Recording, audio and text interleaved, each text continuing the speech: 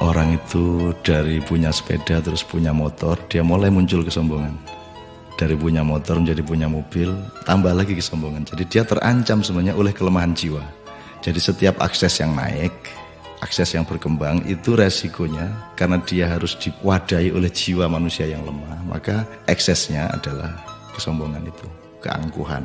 Jadi singkat kata, makin kita kaya, makin terancam untuk hancur oleh kesombongan.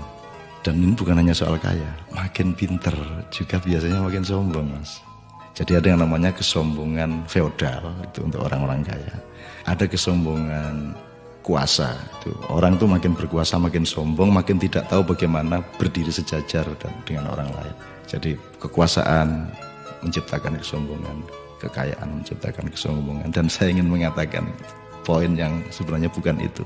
Kepandaian juga sangat berbahaya untuk memunculkan kesombongan kita.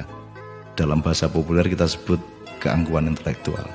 Tapi yang lebih berbahaya lagi, menjadi orang soleh, orang alim itu juga bisa menimbulkan kesombongan. Jadi banyak orang-orang yang beragama dengan tekun, salah satu hasilnya adalah dia sombong atas orang lain.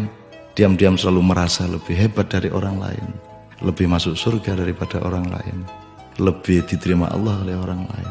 Jadi teman-teman sekalian, sesungguhnya ajaran yang paling dahsyat keindahannya adalah ajaran mengenai tawadhu, ajaran mengenai kerendahan hati. Jadi orang sholat, orang beribadah itu adalah latihan untuk mencampakkan diri, bukan untuk mengunggul dan menegakkan diri. Mencampakkan diri di hadapan Allah. Kita bersujud-sujud, tersungkur-sungkur, supaya kita siap untuk berlaku rendah hati kepada siapapun. Karena sekarang ini betul-betul bukan hanya orang kaya, bukan hanya orang kuasa, bukan hanya orang pintar, tapi orang alim juga sombong. Itu namanya kesombongan kesombongan orang alim. Jadi tidak lantas kita jangan jadi alim supaya tidak sombong, atau jangan tidak kaya supaya tidak sombong, tidak begitu. Tapi kayalah, tapi tidak usah sombong. Kuasalah, tapi rendah hati.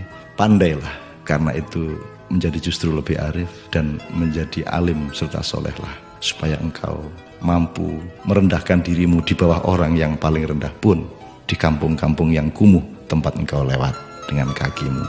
Terima kasih.